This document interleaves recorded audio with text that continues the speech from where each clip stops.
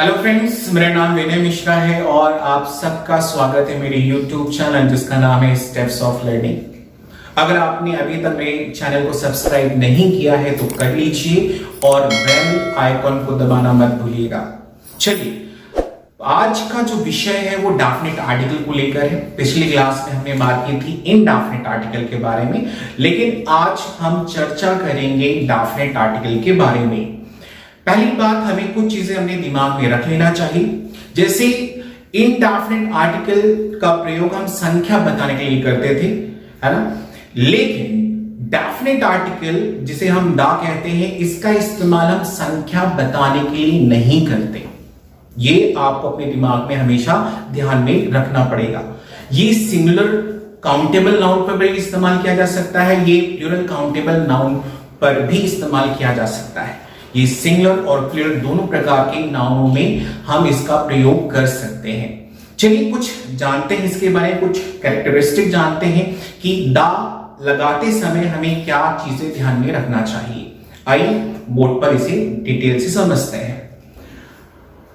यहां पर पहला पॉइंट दिया गया है, दा डिनोटिंग वन और मोर पर्सन और things already mentioned or assumed to be familiar। अगर इस पॉइंट को समझा जाए तो इसमें यह बताया गया है कि दा का इस्तेमाल हम ऐसे व्यक्ति या ऐसी वस्तु को बताने के लिए करते हैं जिसका इस्तेमाल पहले किया गया हो या जिसकी चर्चा हमने पहले कर चुके हों। ध्यान में रखिएगा, हम ऐसे व्यक्ति या ऐसे वस्तु पर इसका इस्तेमाल करेंगे जिसकी चर्चा हम पहले कर चुके हों। आइए दूसरे पॉइंट को समझते हैं। दूसरा पॉइंट यहां पर यह बताया गया कि serving to describe as unique. हमें हमेशा ये बताया गया है स्कूल लेवल्स में, अगर हम स्कूल में जब हम इसके बारे में पढ़ते थे या अब अगर हम पढ़ें तो हमें यही बताया गया था कि दा का इस्तेमाल हम ऐसे व्यक्ति या ऐसे वस्तु पर उसके पहले लगाते हैं जो यूनिक हो। यूनिक मतलब अनोखा हो। अब अनोखा का मतलब ये है, जैसे मैंने कहा कि सन एक यूनिक है, मून एक यूनिक है, अर्थ एक यूनिक है। ये ऐसे नाउन हैं जिन्हें हम यूनिक कहते हैं और इन्हीं संज्ञाओं के पहले हम दा का इस्तेमाल करते हैं। तो दूसरा पॉइंट आपको यह समझना था कि जब भी दा का इस्तेमाल करें तो आप ये समझें कि वो शब्द एक यूनिक है, होगा, तभी हम उस पर दा का इस्तेमाल कर सकते हैं। आई होप आपको दूसरा पॉइंट समझ में आया होगा। आइए आप चर्चा करते हैं तीसरे पॉइंट पे, तीसरे कैरेक्टरिस्टिक के बारे में समझते हैं। तीसरा जो यहां पर पॉइंट लिखा गया है, with the stressed best known और बेस्ट इनटाइटल्ड टू द नेम। अच्छा, एक चीज आप अगर यहां पर देखें, इस लाइन को अगर आपको समझना है तो यहां पर यह कहा जा रहा है कि अगर आप किसी व्यक्ति को या किसी ऐसे संज्ञा को जिसमें आप दबाव डालना चाहते हैं, स्ट्रेस डालना चाहते हैं, मान लीजिए अगर मैं किसी शब्द को हाईलाइट करूं तो मुझे हाईलाइट करने के लिए मुझे क्या करना होगा? देखिए, या तो हम लिखकर उसे ऐसे अंडरलाइन कर दें, लेकिन अगर हमें बोलना है तब हमें उस शब्द पर स्ट्रेस डालने के लिए हमें दा का इस्तेमाल करना पड़ता है। या हम कह सकते हैं कि जो व्यक्ति या जो संज्ञा हमारे लिए परिचित है या हम उसे ना संबोधन देना चाहते हैं, उसे संबोधित करना चाहते हैं, उसे हाईलाइट करना चाहते हैं, तो ऐसी संज्ञा के ठीक पहले हमें दा का इस्तेमाल करना होता है। आपको ये समझ में आया होगा। चलिए एक बार तीनों पॉइंट एक बार और रिवाइज कर लेते हैं। दा अगर हमें लगाना है तो हमें कुछ चीजों पर ध्यान रखना होगा, कुछ बातों पर ध्यान रखना होगा, जो क्या है चलिए यहां पर देखते हैं। पहला पॉइंट था कि दा डिनोटिंग वन और मोर पर्सन और थिंग्स ऑलरेडी मेंशन्ड और एज्यूम्ड टू बी फैमिलियर। पहला पॉइंट हमें यह बताया गया था कि भाई जैसी संज्ञा जो जिससे हम परिचित हैं, जो नोन है, उसके ठीक पहले हमें क्या लगाना होगा? दा का इस्तेमाल करना होता है। दूसरा पॉइंट यहां पर बोला गया, serving to describe as unique. इसका मतलब ये था कि दा का इस्तेमाल हम ऐसी संज्ञाओं के पहले लगाएंगे जो यूनिक है। तीसरा पॉइंट हमें ये बोला गया कि अगर आपको स्ट्रेस देना है, ऐसी संज्ञा को आपको अगर इनटाइटल्ड करना है, उसे संबोधन देना, उसे संबोधित करना है, उसे उस शब्द पर स्ट्रेस डालना है, तो हमें दा का इस्तेमाल करना होता है। ये थे कुछ कैरेक्टरिस्टिक दा के बारे में जिसपे हमने चर्चा की, और आपको हमेशा ये अपने दिमाग में रखना होगा। एक चीज और, दा कोई संख्या नहीं बताता है, ये आपको हमेशा याद रखना होगा। इससे पहले जो हमने आर्टिकल पढ़ा था वो हमें संख्या बताने के लिए हम लगाते थे, जैसे a boy, a girl, a man, a book. अब बात करेंगे दा की। देखिए कुछ चीजें जो होती हैं, जैसे मैंने आपको अभी समझाया पॉइंट के आधार पर, लेकिन जरूरी नहीं है कि जो मैंने आपको समझाया वो समझ में आ गया हो। इसके लिए मैं आपको कुछ ट्रिक्स बताऊंगा जिसके द्वारा आप दा को आसानी से समझ पाएंगे, इसे कैसे लगाया जाए, कहां पर लगाया जाए। एक और तरीका कह सकते हैं इसे समझाने का, जो मैं आपको ट्रिक्स के माध्यम से समझाऊंगा। चलिए आते हैं व्हाइट बोर्ड पर और इसे समझते हैं। ट्रिक्स टू यूज दा। हम दा के बारे में, दा को लगाने की ट्रिक्स को समझते हैं। पहला जो पार्ट है वो ये है कि आपको ये नियम आपको याद रखना पड़ेगा, या इस फॉर्मूले को आपको समझना होगा। ये जो फॉर्मूला है, ये फॉर्मूला है एनपीएन का। एनपीएन फॉर्मूला क्या है? पहली जो ट्रिक है वो क्या है? एनपीएन है, और ये बहुत ही पॉपुलर है। अगर देखा जाए आर्टिकल के क्वेश्चंस हम एनपीएन के थ्रू बड़ी आसानी से सॉल्व कर सकते हैं। चलिए देखते हैं एनपीएन होता क्या है। एन, जो पहला एन है वो स्टैंड्स होता है किसके लिए? नाउन के लिए। जो पहला एन है वो उसका मतलब क्या है? नाउन है। फिर अगर हम समझे कि यहां पर एनपीएन में पी का रोल क्या है, तो पी जो है यहां पर स्टैंड्स होता है किसके लिए?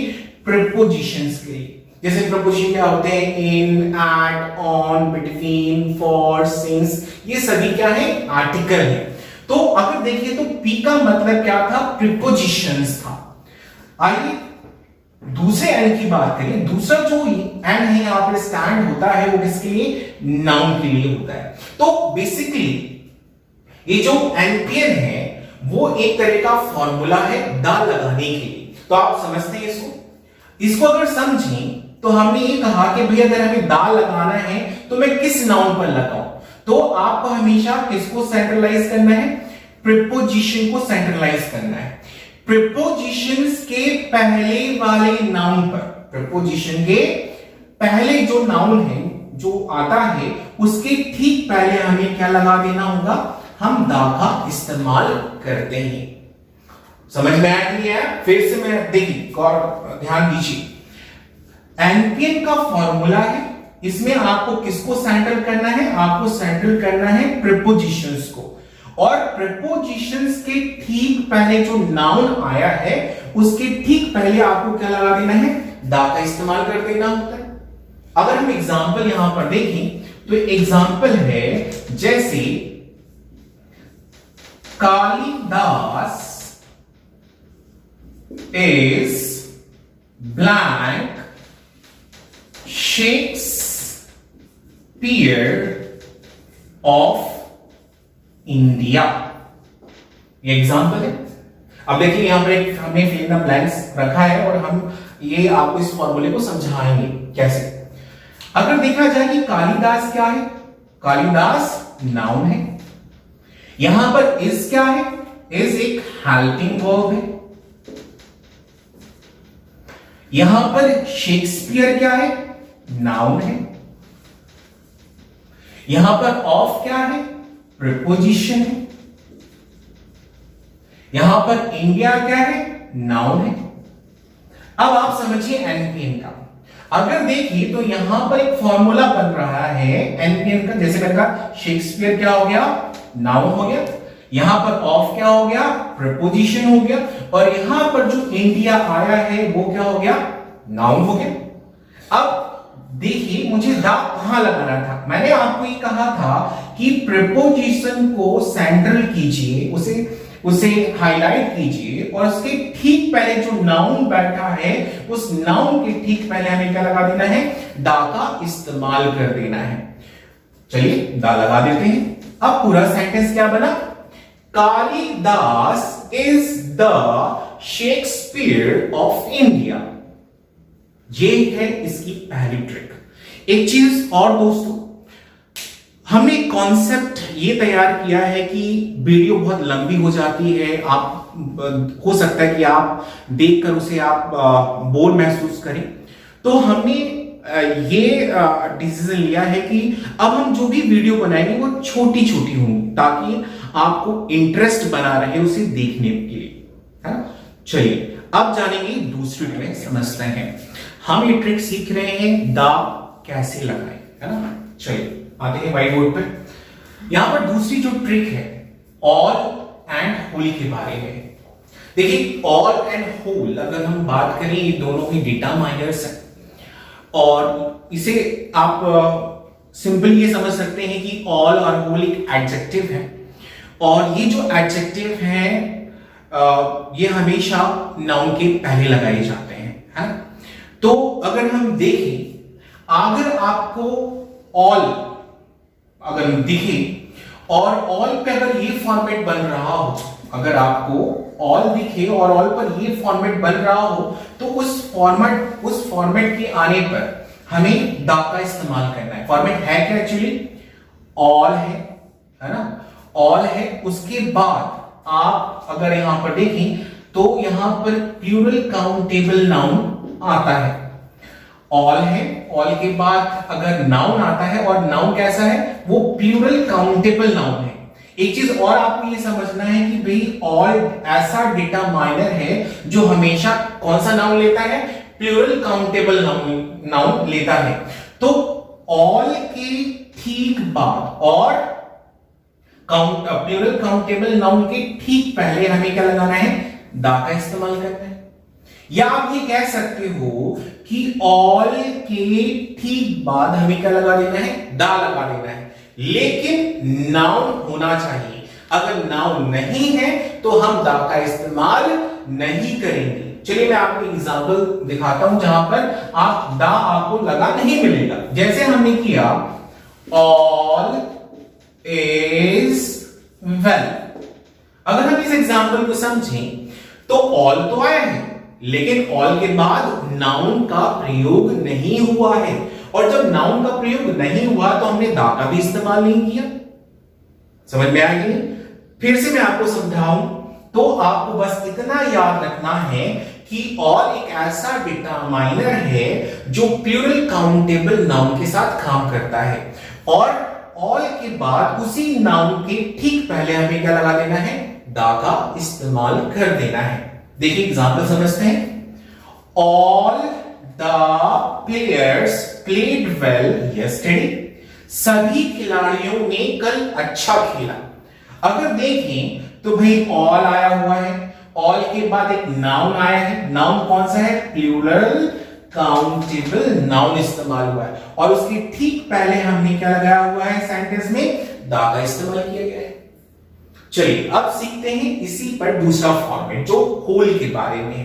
होल भी एक डेटा माइनर है और वो उसका फॉर्मेट क्या होता है, चलिए देखते हैं।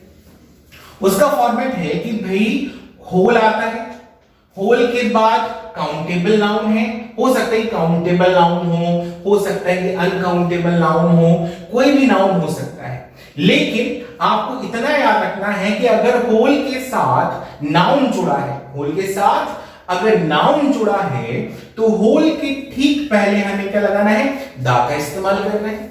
फिर से देखिए हमें कब लगाना है, होल आया है, होल के बाद क्या कौन आया है, चाहे काउंटेबल नाउन हो चाहे अनकाउंटेबल नाउन हो, और हो ये आने पर होल के ठीक पहले हमें क्या लगा देना है, दा का इस्तेमाल करना है। एग्जांपल समझिए।